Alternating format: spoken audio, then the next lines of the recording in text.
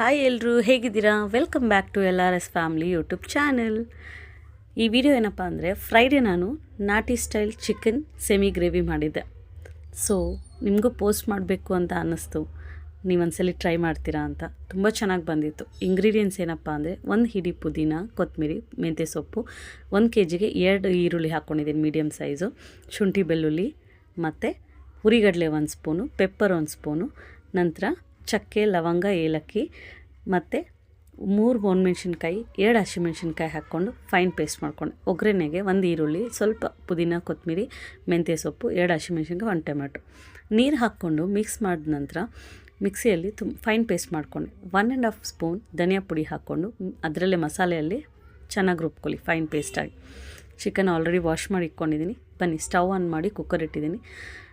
ಅದರಲ್ಲಿ 3 ಸ್ಪೂನಷ್ಟು ಎಣ್ಣೆ, 1 ಸ್ಪೂನ್ ತುಪ್ಪ ಹಾಕ್ಕೊಂಡಿದ್ದೀನಿ.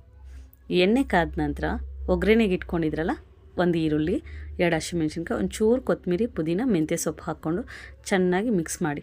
ಅದನ್ನ ಚೆನ್ನಾಗಿ ಮಿಕ್ಸ್ ಮಾಡಿ ಬಾಡಿಸಿದ ನಂತರ 1 ಚಿಟಿಕೆ ಅಷ್ಟು ಅರಿಶಿನ ಹಾಕ್ಕೊಂಡು ಮಿಕ್ಸ್ ಮಾಡಿ.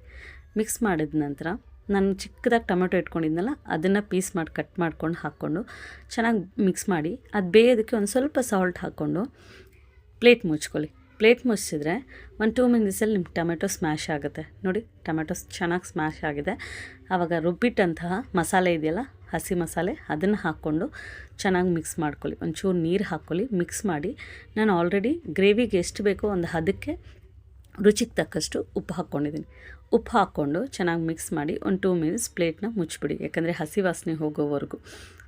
ಅದ ನಂತರ ಗ್ರೇವಿಗೆ 2 ಪೀಸ್ ತೆಂಗಿನಕಾಯಿ, ಟೊಮೆಟೊ, ಸೋಂಬು ಹಾಕ್ಕೊಂಡು ರುಬ್ಬಿಟ್ಕೊಂಡಿದ್ದೀನಿ ಪೇಸ್ಟ್ ಮಾಡಿಕೊಂಡು. ನಂತರ ತೊಳೆದಿರೋ ಅಂತಹ ಚಿಕನ್ ಹಾಕಿ ಚೆನ್ನಾಗಿ ಮಿಕ್ಸ್ ಮಾಡ್ಕೊಳ್ಳಿ. ಮಿಕ್ಸ್ ಮಾಡಿ ಪ್ಲೇಟ್ ಮುಚ್ಚಿ ಒಂದು 5 ಮಿನಿಟ್ಸ್ ಬಿಡಿ. ನಂತರ ಟೊಮೆಟೊ, ತೆಂಗಿನಕಾಯಿ, ಸೋಂಬು ಹಾಕ್ಕೊಂಡು ಮಿಕ್ಸ್ ಮಾಡಿರೋಂತಹ ಮಸಾಲೆ ಸಹ ಹಾಕಿ ನಿಮ್ಗೆ ಎಷ್ಟು ಬೇಕೋ ಅಷ್ಟು ಅದಕ್ಕೆ ನೀರು ಹಾಕ್ಕೊಳ್ಳಿ. ನಾನೊಂದು ಅರ್ಧ ಗ್ಲಾಸಷ್ಟು ನೀರು ಹಾಕ್ಕೊಂಡು ಮಿಕ್ಸ್ ಮಾಡಿ 2 ವಿಸಿಲ್ ಕೂಗಿಸ್ಕೊಂಡಿದ್ದೀನಿ. ನಂತರ 2 ವಿಸಿಲ್ ನಂತರ ಬನ್ನಿ ನೋಡಿ, ಲಿಡ್ ಓಪನ್ ಮಾಡಿದಾಗ ನಿಮಗೆ ಗ್ರೇವಿ ಒಂದು ಸ್ವಲ್ಪ ತೆಳುವಾಗಿರುತ್ತೆ. ಆವಾಗ ಏನು ಮಾಡಬೇಕು, ನೀವು ಸ್ಟವ್ ಆನ್ ಮಾಡಿಕೊಂಡು ಒಂದು 2 ಮಿನಿಟ್ಸ್ ಕುದಿಸ್ಕೊಳ್ಳಿ. ಉಪ್ಪು ಖಾರ ಕರೆಕ್ಟಾಗಿದೆ ಅಂತ ಒಂದು ಸಲ ಚೆಕ್ ಮಾಡಿ. ನಾನು ನನ್ನ ಮಗಳು ಟೇಸ್ಟ್ ಕೊಟ್ಟೆ, ಅವಳು ಚೆನ್ನಾಗಿದೆಮ್ಮ, ಒಂದು ಉಪ್ಪು ಕಮ್ಮಿ ಇದೆ ಅಂದ್ಲು. ಸೊ ತೇಜುದು ಚಿಕನ್ ಮಸಾಲ ಪೌಡ್ರ್ 1 ಸ್ಪೂನ್ ಹಾಕ್ಕೊಂಡಿದ್ದೀನಿ, ಸ್ವಲ್ಪ ರುಚಿ ಚೆನ್ನಾಗಿ ಸಿಗುತ್ತೆ ಅಂತ.